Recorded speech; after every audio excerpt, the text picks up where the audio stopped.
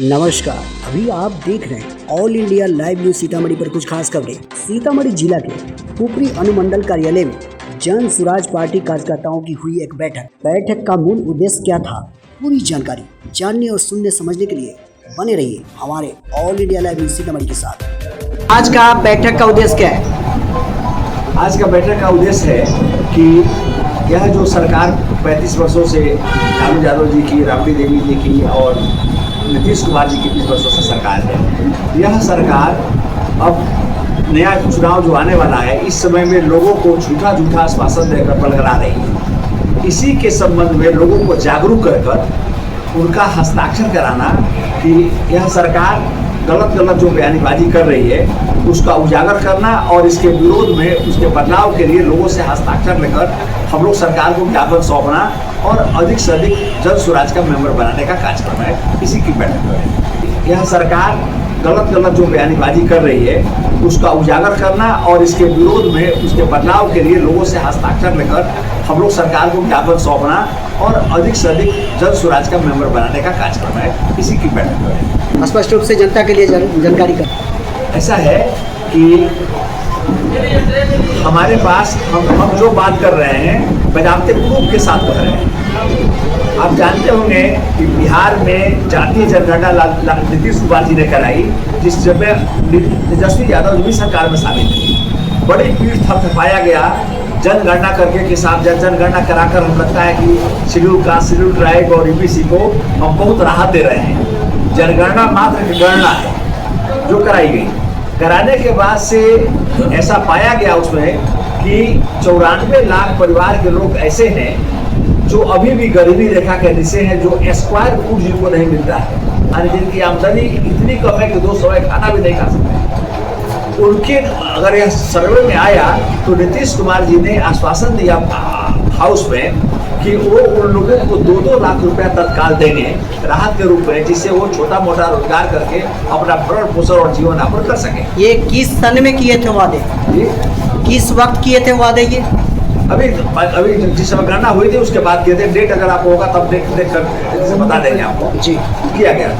उसके बाद से क्या हुआ कि अभी 8 महीना बीत गए, 6-7-8 महीना बीत गए।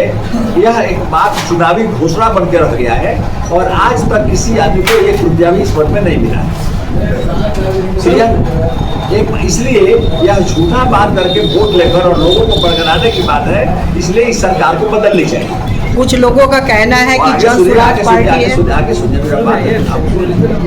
दूसरा मुद्दा है कि 2008 में कैबिनेट डिसीजन लिया गया कि साहब सभी शेड्यूल कास्ट, शेड्यूल ट्राइब या अत्यंत पिछड़ा वर्ग के लोग जो भूमिहीन है, जिनके पास का जमीन भी नहीं है, उन लोगों को कम से कम 3 डिसमिल जमीन देकर, बास का जमीन देकर उनको बसाने का कार्यक्रम किया जाएगा।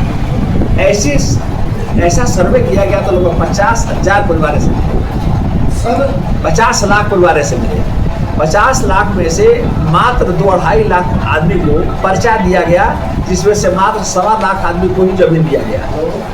तो अब सरकार इसी तरह से झूठा वादा करके लोक लुभाओं करके वोट ले रही है और 35 वर्षों से सरकार जो बनी हुई है, 20 वर्षों से नीतीश कुमार का, तो हम जनता से आग्रह कर रहे हैं इसी पॉइंट पर कि इसको बदलाएं।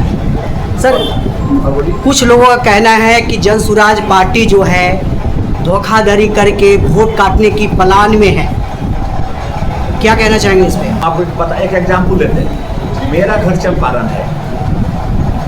जिस समय प्रशांत जब यात्रा में थे उस समय हमारे बिहार विधान परिषद का प्रथम सदस्य आफाक अहमद को टिकट दिया गया था और उनको हम बीजेपी का तो जमानत जब्त करा दिए और बाकी आपके इंडिया गठबंधन के लोगों को भारी मतों से हराया एमएलसी के चुनाव में।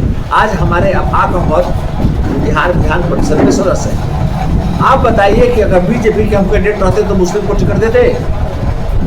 ये मैंने तो प्रथम साबित किया है कि हम नहीं है।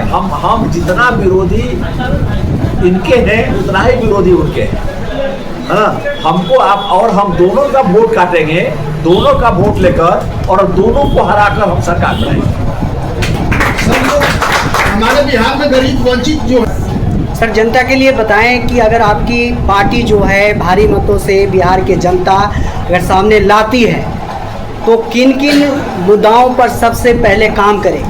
पहले तो काम करेंगे कि जो पलायन हुआ है उसको 1 बरस के अंदर में लेंगे। ये जो शराब के नाम पर जो समाज में इतना बड़ा हो गया है, समाज के गरीब घर के लड़के जो है शराब बेच रहे हैं बैठकर, और हमारे 20 से 30 हजार करोड़ रुपए का जो नुकसान हो रहा है, और यह पैसा पूंजीपति के, मंत्री के और एक्साइज और दरोगा के पॉकेट में जा रहा है। यह चोरी जो है हम लोग बंद करके शराबबंदी को भी बंद करने का प्रयास करेंगे। मतलब आपने कहना है कि आपकी सरकार आएगी तो शराब चालू कर दी जाएगी? शराब चालू, रेस्ट्रिक्टेड शराब चालू करेगा। करेक्ट मतलब कि कम से कम चोरी का शराब बिकना तो बंद करके देंगे। राजस्व की क्षति भी हो रही है और जनता की जान भी जा रही है, तो इसको तो हम जरूर रोकेंगे, पहली बात। तीसरी बात, समाज के सुरक्षा के बारे में तो मैंने आपको बता दिया कि 2000 रुपये पेंशन और 60% के लोगों को देंगे। सबसे बड़ी बात है कि हमारी 3 पीढ़ियां एजुकेशन के बढ़िया का भाव में बर्बाद हो चुकी है। प्रशांत जी बड़ी चिंतित है इस बात को लेकर कि हम लोग बहुत, हमारी पीढ़ियां मैंने कोई अच्छा एजुकेशन नहीं रहने के लिए हम बहुत पीछे चले गए। बौद्धिक रूप से हम इंडिया में सबसे पीछे हैं। तो इसके लिए उन्होंने कहा है कि नेत्रहाट टाइप का स्कूल हम हर प्रखंड में खोलेंगे, जिसमें लड़के जो है पढ़े और अच्छा से अच्छा पढ़े, अच्छे संस्कार से पढ़कर और उनका बौद्धिक विकास हो सके और बढ़िया से उनको नौकरी मिल सके।